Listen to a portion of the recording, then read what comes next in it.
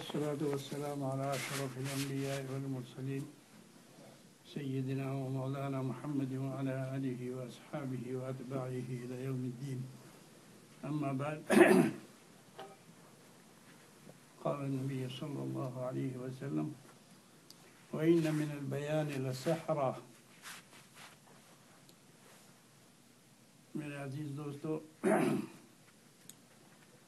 اس دنیا میں دین کی دعوت کا کام کرنا سب سے پہلے علماء کی ذمہ داری ہے،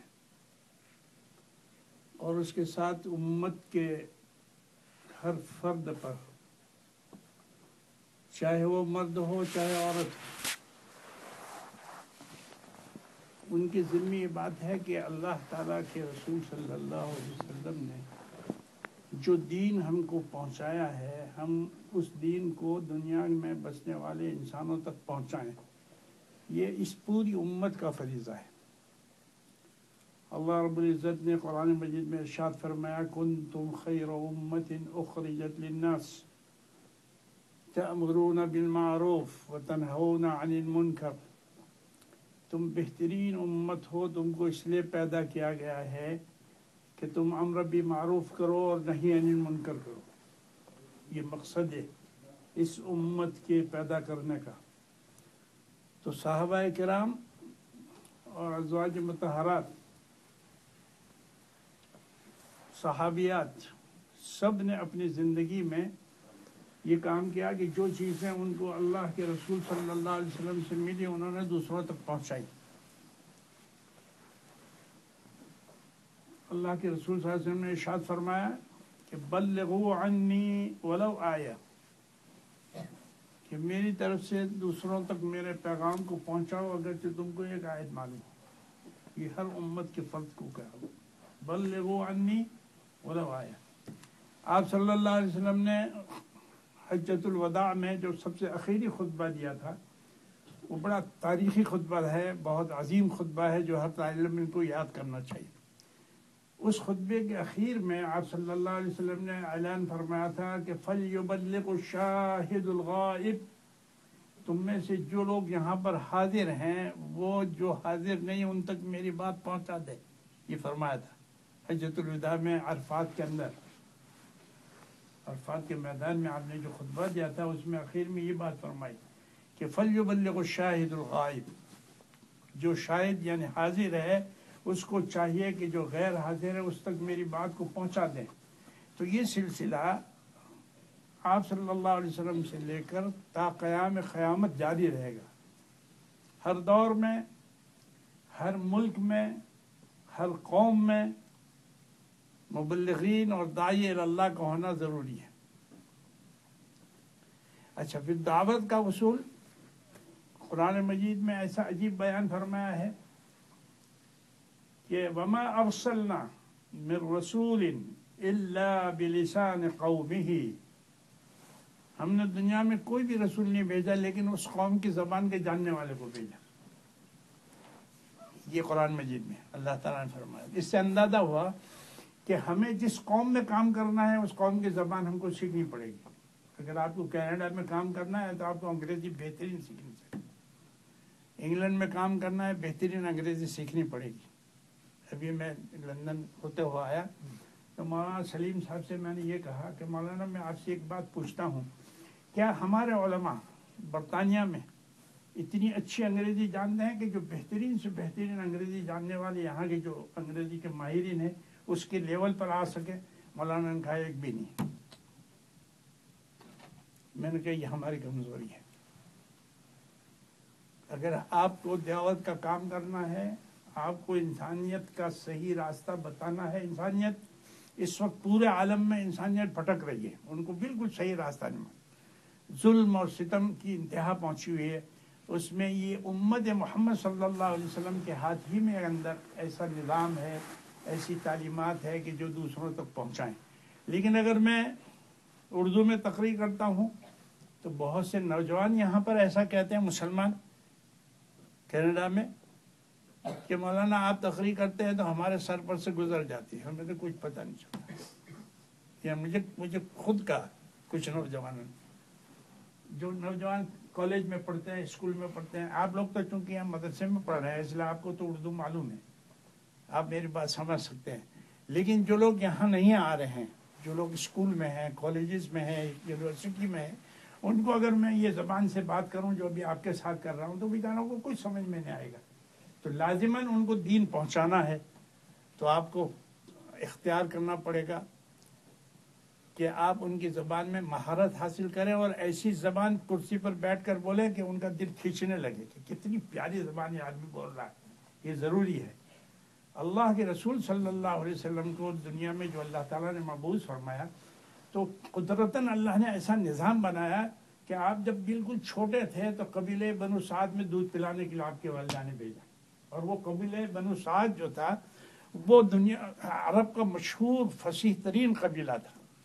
تو آپ صلی اللہ علیہ وسلم نے ایک دن صحابہ کے سامنے یوں فرمایا کہ انا افصح العربی. آپ صلی اللہ علیہ وسلم نے فرمایا انا افصح العرب ولا فخر، میں عرب میں سب سے زیادہ فصیح ہوں اور کوئی فخر کی بات نہیں ہے. انا رضعت فی بنی سعد، میں قبیلے بنو سعد میں دودھ پلایا گیا ہوں. اور بنو سعد کا قبیلہ بہترین عربی جاننے والا قبیلہ. تو حضرات صحابہ، اچھا آپ لوگوں کو سب کو معلوم ہے کہ اللہ کے رسول صلی اللہ علیہ وسلم کسی مکتب میں یا کسی مدرسے میں داخل نہیں ہوئے تھے.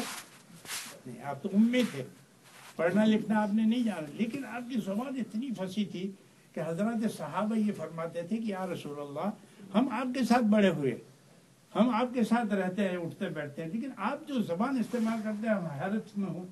ہمیں حیرت ہے کہ آپ کتنی فصیح زبان.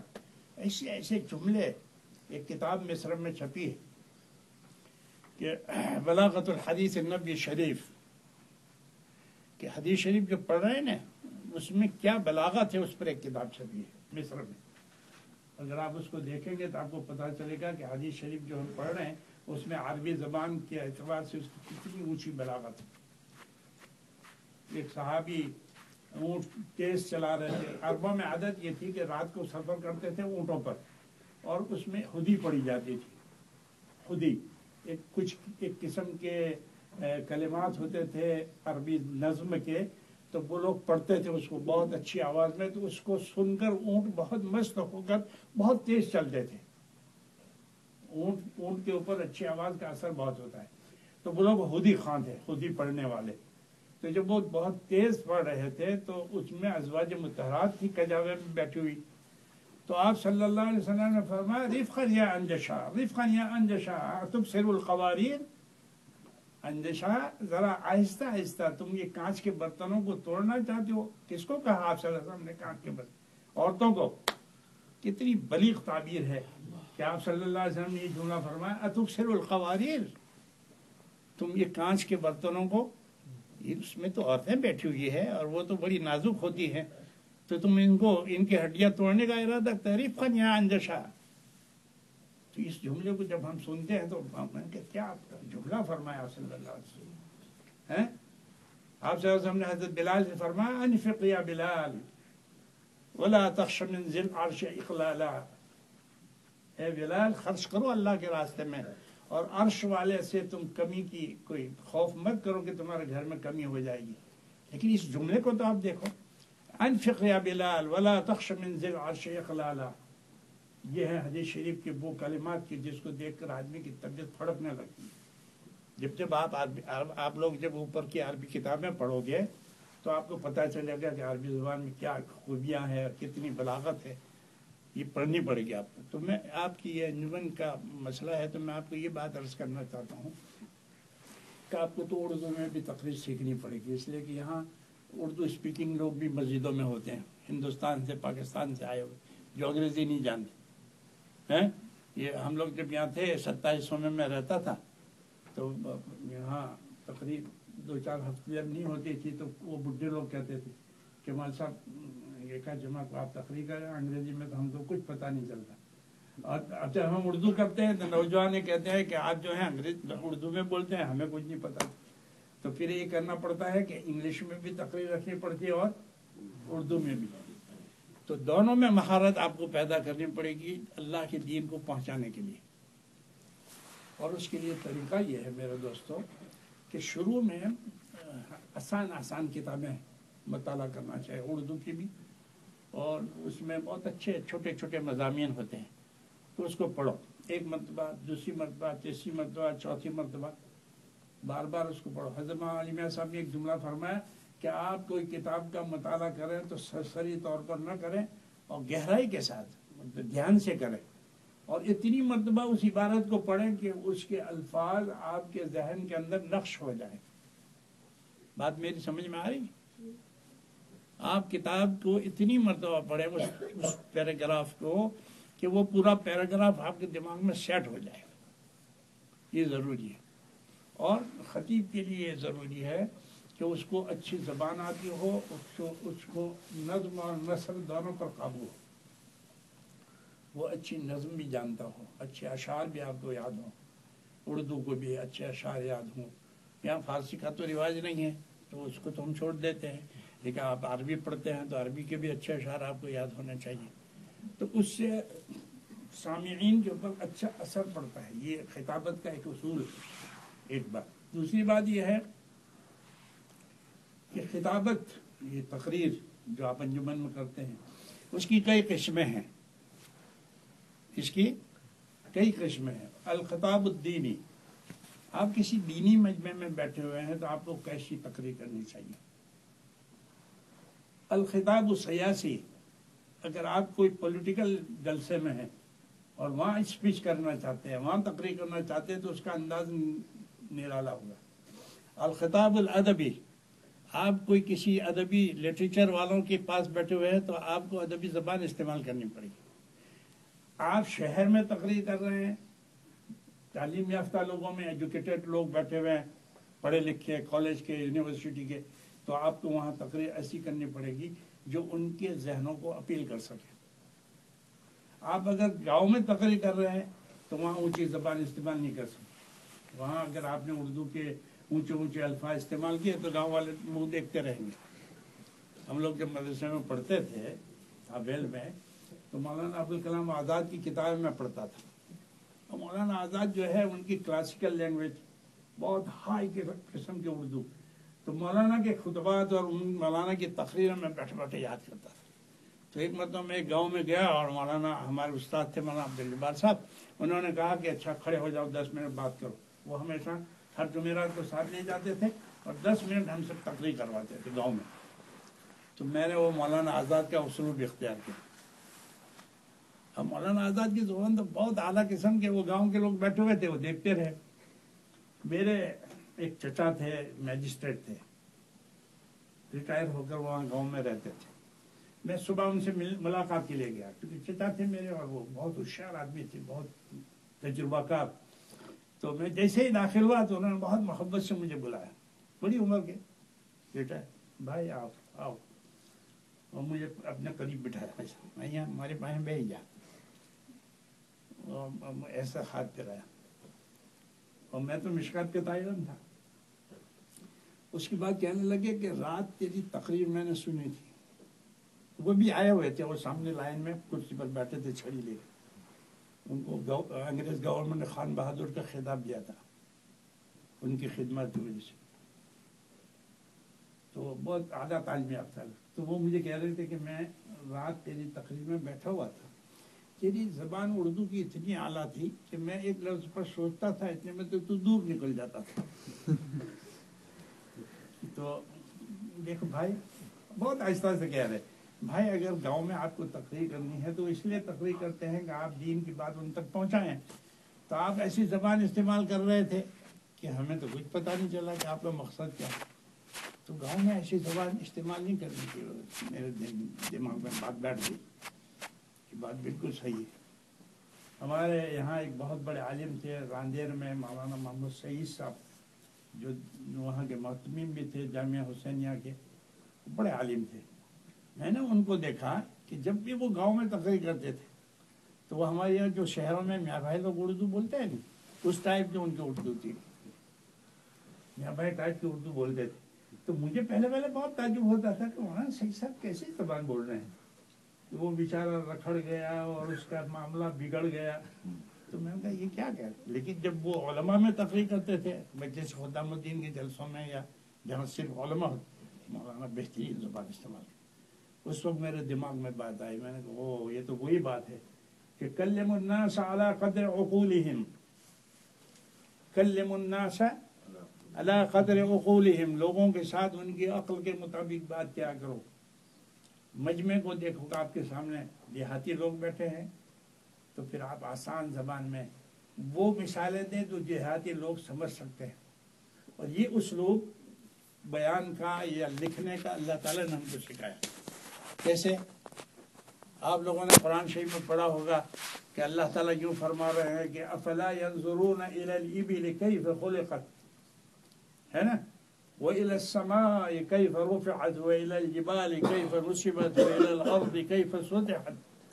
تو مفسرین اس آیت کے ذیل میں یوں فرماتے ہیں کہ اللہ تعالیٰ نے یہ مثالیں کیوں بیان کی کہ تم آسمان کو نہیں دیکھتے، تم پہاڑوں کو نہیں دیکھتے، تم یہ اونٹ کو نہیں دیکھتے۔ تو پھر علماء نے لکھا کہ اصل میں قرآن شریف جو نازل ہوا تھا وہ عربوں میں نازل ہوا تھا، اور عرب کے سرزمین پر وہ لوگ تو گاؤں کے جنگل میں رہنے والے تھے، تو وہ جب باہر نکلتے تھے تو ان کی آنکھوں کے سامنے آسمان ہوتا تھا، وہ پہاڑ دیکھتے تھے۔ پورے سعودی عرب میں جہاں تھا وہ بڑے بڑے اونچے پہاڑ ہیں، وہ اونٹوں پر سفر کرتے تھے اور زمین ہوتی تھی۔ تو اللہ تعالیٰ نے ان کی عقل کی رعایت کرتے ہوئے وہ بات پیش کی، افلا ينظرون الى السماء كيف رفعت والى الجبال، تاکہ وہ جلدی سے بات کو سمجھ سکے۔ قرآن شریف میں کئی جگہ پر ایسے الفاظ آئے ہیں کہ وہ کہتے ہیں لفظ قطمیر آیا ہے، قطمیر کا لفظ آیا ہے، اور اسی معنی میں ایک دوسرا لفظ آیا جو اس وقت مجھے یاد نہیں آ رہا، زرتون کا لفظ آیا ہے۔ تو مفسرین کہتے ہیں کہ یہ تینوں لفظ کا تعلق کھجور کے ساتھ ہے۔ کھجور کو آپ جب کھولیں گے تو اس میں ایک پتلی سی جلی ہوتی ہے، پھر اور اس کو کھولیں گے تو وہ گٹلی کے اندر درمیان میں ایک دھاگا ہوتا ہے، تو اس کی کوئی حقیقت نہیں ہوتی۔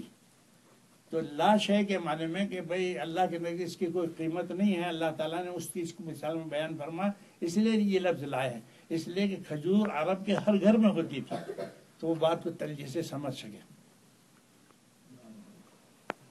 یہ عجیب بات ہے، اللہ نے قرآن مجید سمجھنے کی توفیق عطا فرمائے کہ اللہ نے قرآن مجید میں یہ الفاظ کیوں استعمال کیے، حدیث میں رسول اللہ صلی اللہ علیہ وسلم یہ الفاظ کیوں لائے۔ تو میرے عزیز دوستوں، آپ لوگ یہ عالم بن رہے ہو یا جو بچے ہمارے عالمہ بن رہی ہیں، ان کو چاہیے کہ وہ تیاری کرے، اور کوئی بھی مضمون بیان کرنے سے پہلے آدمی کے لیے ضروری ہے کہ پہلے ذرا اس کی اسٹڈی کرے، اس کی تیاری کرے۔ مثلاً آپ کو مسجد میں 7 منٹ کی تقریر کرنی ہے، جمعہ سے پہلے آپ کو کہا گیا کہ آپ جمعہ سے پہلے ذرا 10 منٹ مولانا، تو اب آپ 10 منٹ کے اندر بات کرنے کے لیے آپ کو پہلے سے سوچنا چاہیے کہ میں لمبی تمہید نہیں باندھوں گا۔ تمہید باندھنے جائیں گے تو آپ کا اصل مضمون رہ جائے گا۔ تو اس کے لیے آپ کو ضروری ہے کہ میں یہ حدیث پڑھوں گا، اس کا اس طرح ٹرانسلیشن کروں گا، اور اتنی بات مجھے بیان کرنی ہے۔ تو اس کے لیے پہلے سے ذہن کو بنانا پڑتا ہے کہ مجھے اتنی بات بیان کرنی ہے۔ جو لوگ اللہ تعالیٰ نے جن کو عادت ڈال دی، جو برسوں سے بولتے رہتے ہیں، وہ بر وقت بھی کوئی نہ کوئی بات کہہ دیتے ہیں، جیسے حضرت مولانا طاہر صاحب رحمۃ اللہ ہیں، ایسے جو بڑے بڑے ہمارے ہندوستان کے خطیب لوگ تھے، ان کے لیے کوئی تیاری کی ضرورت نہیں، ان کو کسی موقع پر کب بھی کہا جائے۔ اگر ان کے پاس وقت کم ہوتا ہے تو وہ 15 منٹ میں ایسی بات کہتے تھے جس کو ہم 2 گھنٹے میں بیان کرتے، اور اگر ان کے پاس تفصیلی وقت ہوتا ہے تو وہ چھوٹی سی بات کو اتنے پھیلاتے تھے کہ ظہر کی اذان ہو جاتی تھی۔ یہ تو ان کی خوبی تھی، لیکن یہ ہر شخص کے بس کی بات نہیں ہے۔ نئے نئے جو مولوی فارغ ہوتے ہیں وہ ایسا نہیں کر سکتے، آپ حضرات کے لیے مشکل ہوگا ایسا۔ اس لیے میں آپ سے یہ بات کہتا ہوں کہ آپ انجمن میں اس کی تقریر کہ بھئی ہمیں شارٹ ٹائم میں بولنا ہے تو کیا کرنا ہے، اگر ہمیں لانگ ٹائم دے تو کیا کرنا ہے۔ پھر موقع کی مناسبت سے تقریر ہوگی۔ شادی کے موقع پر کسی نے آپ کو کھڑا کیا اور وہ آپ کو بیان کرنا ہے تو آپ کو وہی آیتیں پڑھنی چاہیے جو قرآن مجید میں اس سلسلے کی۔ اب شادی کے موقع پر موت کا بیان کرنے لگ جائیں، یہ تو نامناسب بات ہے۔ یا کسی کا انتقال ہو گیا ہے اور آپ کو بلایا گیا کہ آپ تعزیت تقریر کریں، تو آپ وہاں کوئی خوشی کی بات کہنا شروع کرتے ہیں وہاں، تو وہ کہیں گے کہ صاحب یہاں انتقال ہوا ہے اور یہ مول صاحب ایسی بات کر رہے ہیں، تو یہ بے تکی بات نہیں ہونی چاہیے۔ ہر موقع پر اس موقع کی مناسبت سے مضمون کو اختیار کرنا ضروری ہے۔ یہ اصل میں طلبہ کے لیے ضروری ہے کہ وہ اس طرح تیاری کریں. آپ سمجھ رہے ہیں؟ ہم لوگ یہاں یہ مفتی یوسف صاحب کی مسجد ہے ادھر کہیں گئے تھے, کسی مسجد میں شادی تھی, تو شادی میں قرآن شریف پڑھنے کے لیے کسی کو کہا کہ قرآن شریف پڑھو. اب اس بچے نے آیت جو شروع کی اسی انداز کی تھی, تو وہ ایک عرب ہے وہاں امام, وہ میرے پاس بیٹھے ہوئے تھے, تو وہ مجھے کہنے لگے کہ یہ شیخ حضرت ما قل زیاد اور یقرأ هذا, کہتے یہ کیا پڑھ رہا ہے, یہ تو شادی کا موقع ہے اور یہ آیتیں پڑھ رہا ہے. تو موقع اور محل کو دیکھنا ضروری ہے کہ آپ کس موقع پر آیت پڑھ رہے ہیں, آپ کس موقع پر تقریر کر رہے ہیں, آپ کن لوگوں کے سامنے بیان کر رہے ہیں. اگر آپ اسٹوڈنٹس کے سامنے بیان کر رہے ہیں, آپ کے سامنے کالج کے لوگ ہیں, تو آپ کو بہت سوچ سمجھ کر اچھے الفاظ استعمال کرنے پڑیں گے. آپ کو وہ مثالیں دینی پڑیں گی جو ان کی کتابوں میں ہیں. سائنس کی آپ مثال دیں, آج نئے زمانے کی جو چیزیں ہیں اس کی مثالیں ان کے سامنے, تو وہ بات فوراً سمجھیں گے. لیکن آپ وہی سائنسی بات اگر گاؤں میں کرنے جائیں گے تو گاؤں والا نہیں سمجھے گا. اس کو کہتے ہیں کلم الناس علی قدر عقولہم, لوگوں کے ساتھ ان کی سمجھ کے مطابق بات کرو. مستورات ہیں, مستورات کے سامنے آپ بات کر رہے ہیں تو آپ کو اس انداز کی بات, ان کو صحابیات کے قصے سنانے پڑیں گے, اس میں ایسی عورتوں کے قصے سنانے پڑیں گے جو اس امت کے اندر بہت فاضلات ہیں. ایسی کتابیں چھپی ہوئی ہے المحدثات من النساء, کہ اس سرزمین پر کتنی عورتیں محدثات بنی, پوری کتاب اتنی موٹی. الفاضلات من النساء, اور اردو میں میرے خیال میں 10-12 کتابیں ابھی آ گئی ہیں. اسلام کی بہادر خواتین کہ جنہوں نے بڑے بڑے کارنامے انجام دیے مسلمان عورتوں نے, ان کا تذکرہ ہے.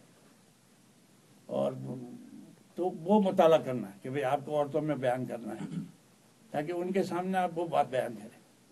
عورتیں بھی بعض پڑھی لکھی ہوتی ہیں, بڑی ہوشیار ہوتی ہیں, سمجھ آ رہے ہیں. ایک نوجوان جو ہے وہ گزر رہا تھا تو وہاں کچھ لڑکیاں بیٹھی ہوئی تھی, تو اس کو مستی سوٹی کہ ان لڑکیوں کو میں کچھ سناؤں. تو اس نے وہاں ایک شعر پڑھا عربی کا, اور لڑکیوں کے سامنے انہوں نے کہا النساء شیاطین, وہ کیا کہتا ہے, النساء شیاطین خلقنا لنا, عورتیں تو شیطان ہوتی ہے جو اللہ نے ہمارے لیے پیدا کی.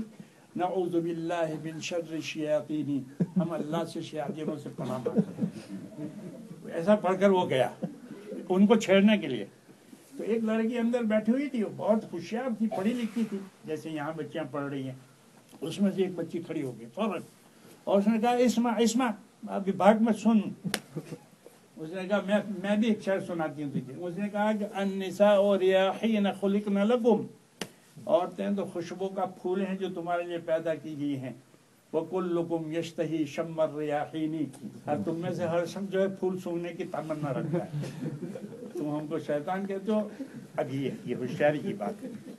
اس نے یوں چھیڑا تھا اور اس لڑکے نے یہ جواب دیا, النساء ریاحین خلقن لکم وَكُلُّكُمْ يَشْتَهِي شَمَّ الرِّيَاحِينِ. تو یہ اصل میں یہ چیزیں اس وقت حاصل ہوتی ہے کہ جب آپ مطالعہ کریں گے, آپ کو مطالعہ اچھا ہو, آپ کے پاس کتابیں ہونی چاہیے مطالعے کی. ہمارے آج کل مدرسے کے طلباء کی عادت یہ ہے کہ زیادہ مطالعہ نہیں کرتے, اور بغیر مطالعے کے علم نہیں آتا. ہر فن کی چیزیں کچھ نہ کچھ دیکھتے رہنا, دیکھتے تھے.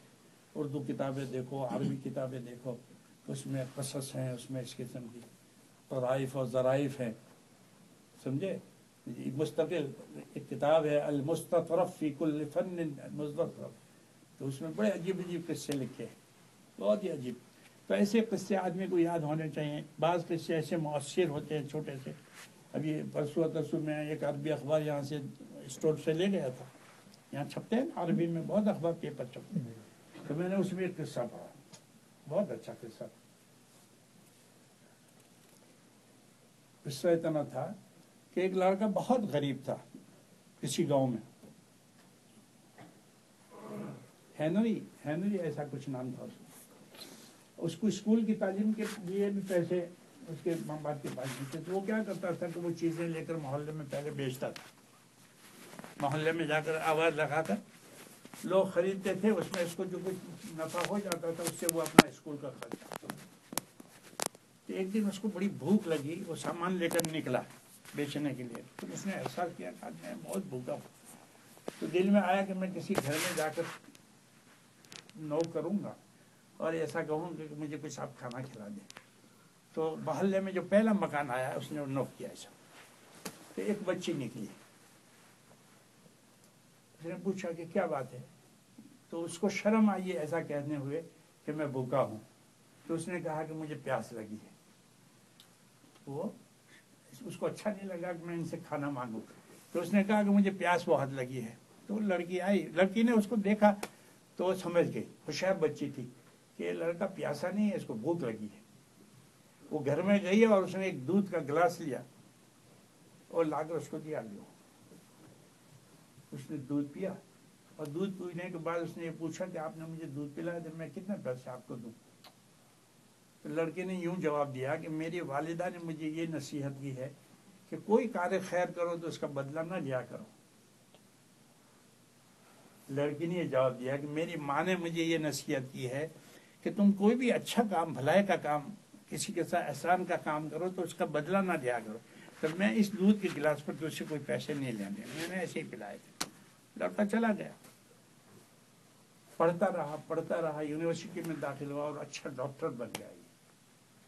یہ لڑکا ڈاکٹر بنا اور کسی شہر کے ہسپتال میں اس کو ملازمت ملی۔ کئی سال کے بعد یہ لڑکی کی عمر بھی بڑی ہوئی، پھر یہ بیمار ہو گئی اور بہت سخت بیمار ہوئی۔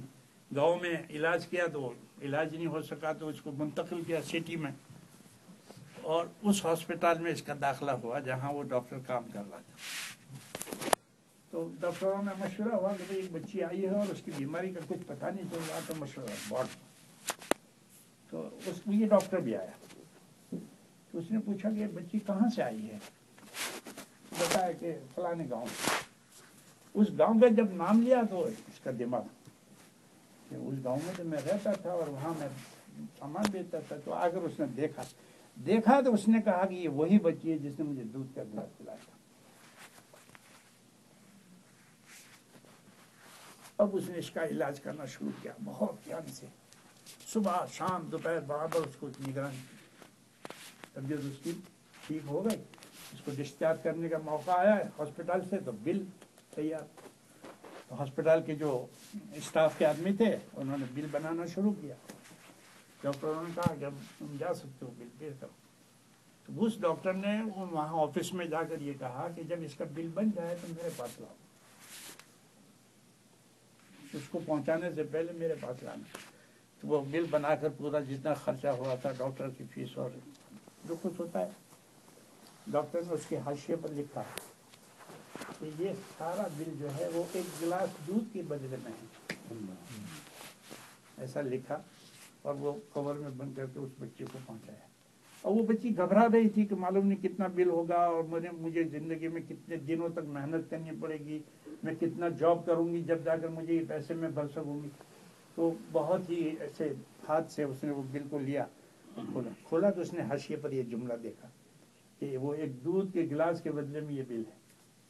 اس کی آنکھوں میں سے آنسو ٹپک گئے۔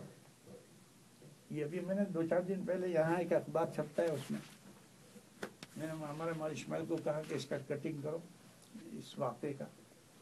یہ ایسا ہے کہ ہمارے طلبا کو پڑھنا چاہیے، اس میں عبرت ہے۔ ایک تو عربی زبان سیکھنے کا موقع ملتا ہے، عربی قصے پڑھیں گے تو، اور اس میں ہمیں ایک اخلاق سیکھنے کو ملتا ہے کہ ہم دنیا میں کسی کے ساتھ بھلائی کریں گے تو وہ بیکار نہیں جاتا، کسی نہ کسی دن وہ بھلائی آپ کو کام میں آئے گی۔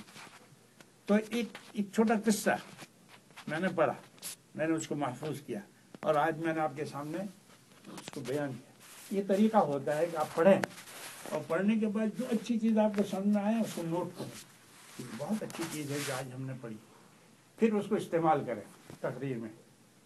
کوئی شعر پسند آیا، کوئی اچھا واقعہ پسند آیا، کوئی بزرگ کا کوئی قصہ پسند آیا، تو ایسی چیزیں سامعین کے اندر مؤثر ہوتی ہے۔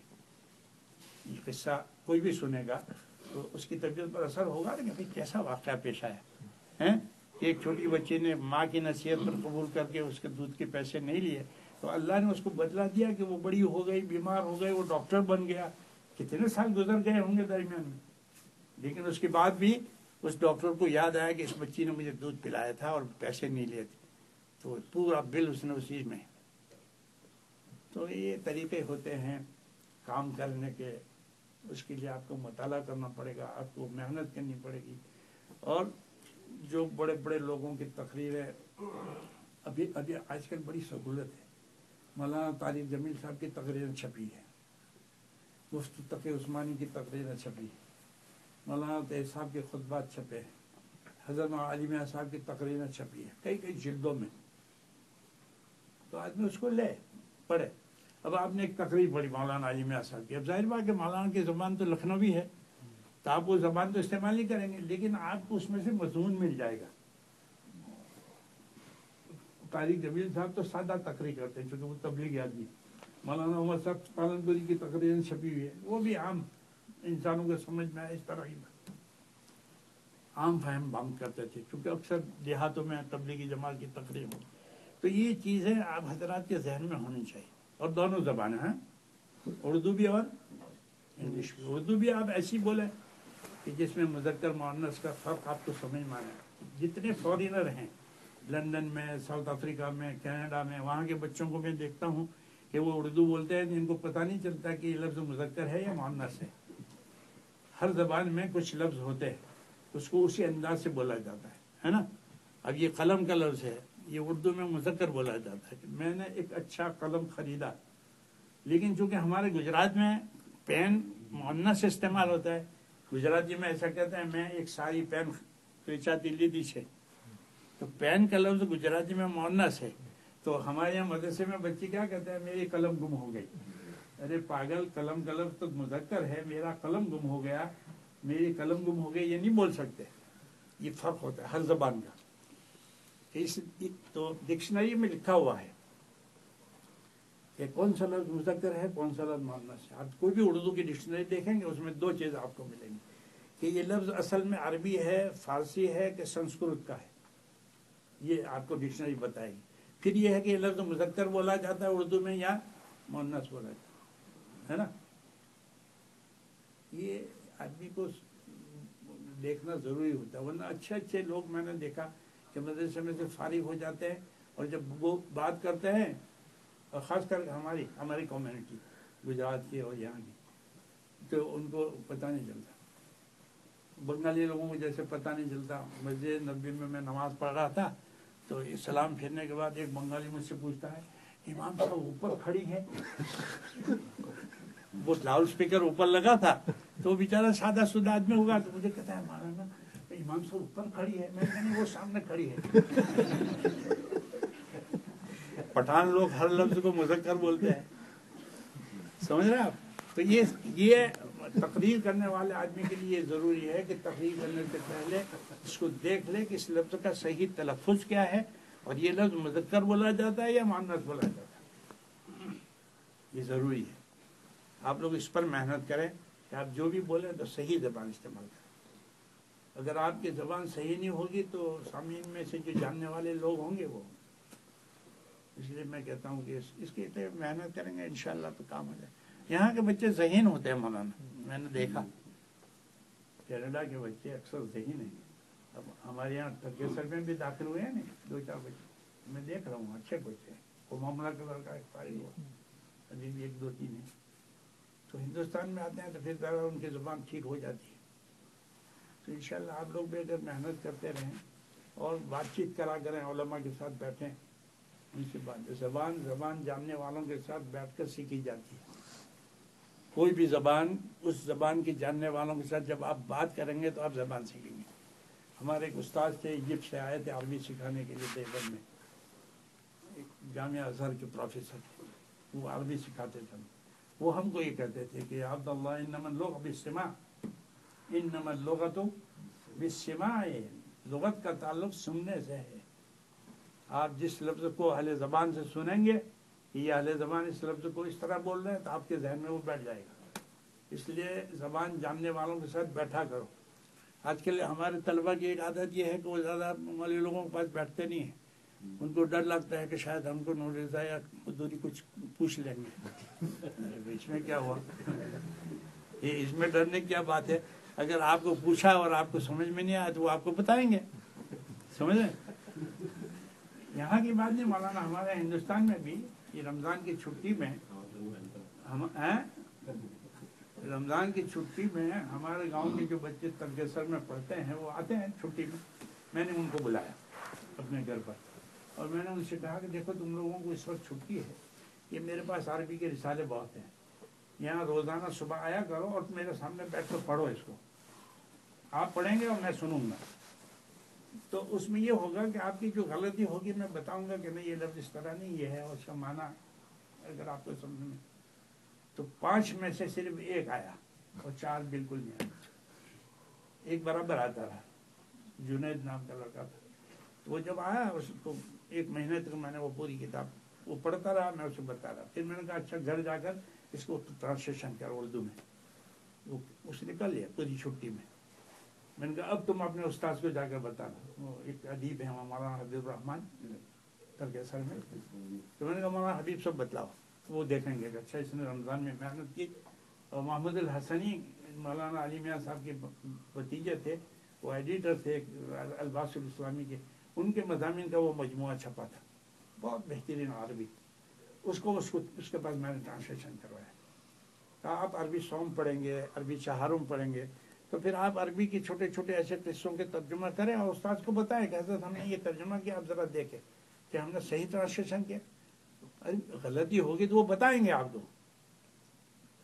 بھئی ہمارے ہاتھ میں چھڑی تو ہے نہیں کہ آپ کی غلطی پر ہم ماریں گے، تو کوئی سوال ہی نہیں پیدا ہوتا. ہم آپ کو برا بھلا نہیں کہیں گے کہ تم یہ کیا لکھ کر لائے، ہم کو تو احساس ہوگا کہ یہ بچہ پڑھنا چاہتا ہے، اس کو تو سمجھنا ہے، تو ہم تو آپ کو محبت سے بتائیں گے کہ نہیں یہ غلط ہے، یہ اس کا ترجمہ اس طرح ہونا چاہیے. بات سمجھ میں آ رہی؟ لیکن ملا کرو، زیادہ کانٹیکٹ میں رہو گے اساتذہ کے ساتھ تو آپ کا علم بڑھے گا. علم تو علم والوں کے پاس ہی تو آئے گا، علم کہاں سیکھنے جائیں گے؟ فَاسْأَلُوا أَهْلَ الذِّكْرِ إِن كُنتُمْ لَا تَعْلَمُونَ. اللہ تعالیٰ نے فرمایا کہ تم اگر نہیں جانتے تو جاننے والوں سے پوچھا کرو. فَاسْأَلُوا أَهْلَ الذِّكْرِ، صاحب جلالین نے لکھا اہل الذکر اے اہل العلم، جلالین نے یہاں اہل علم لکھا ہے. فَاسْأَلُوا أَهْلَ الذِّكْرِ إِن كُنتُمْ لَا تَعْلَمُونَ، اگر تم کسی چیز کو نہیں جانتے ہو تو پھر جاننے والوں سے پوچھو. اور عربی زبان میں کہتے ہیں کہ السؤال نصف العلم، پوچھنا آدھا علم ہے. جو اس آدمی کو حیا آتی ہے وہ نہیں علم حاصل کر سکتا. اور پھر یہ ہے کہ علم کے لیے محنت، بغیر محنت کے کبھی بھی علم نہیں آتا. بقدر القد تکتسب المعالی، قدن کا معنی ہے تکلیف اٹھانا. بقدر القد تکتسب المعالی، محنت کے مطابق آدمی کو بلند درجہ حاصل ہوتا ہے. بقدر القد تکتسب المعالی ومن طلب العلا سہر اللیالی، جو آدمی بلندی پر جانا چاہتا ہے اس کو چاہے کہ راتوں رات بیدار رہے، وہ سو جاوے نہیں چلے، طالب علم کو جاگتا رہنا پڑے گا. ومن طلب العلا سہر اللیالی، جو آدمی بلندی چاہتا ہے اس کو چاہیے کہ وہ راتوں رات بیدار رہے. ومن رام العلا بغیر قد، جس نے بھی بلندی پر جانا چاہیے بغیر محنت کے، اضاع العمر فی طلب المحال، اس نے اپنی عمر کو ناممکن بات کے اندر گم کر دیا. ناممکن ہے، اللہ کو بھی چاہتے ہو اور دنیا بھی چاہتے ہو، بازار میں بھی گھومنا ہے اور اللہ بھی چاہتے، یہ نہیں ہونا. ہم خدا خواہی و ہم دنیا دوں، تم اللہ کو بھی چاہتے ہو اور پھر دنیا بھی چاہتے ہو. این خیال استو محال استو جنو، یہ صرف تمہارا خیال ہے، ناممکن ہے پاگل بنا. وآخر دعوانا الحمدللہ. بات کو سمجھ میں آ رہی آپ کی کہ نہیں؟ تو پھر اب اس کے مطابق آپ لوگ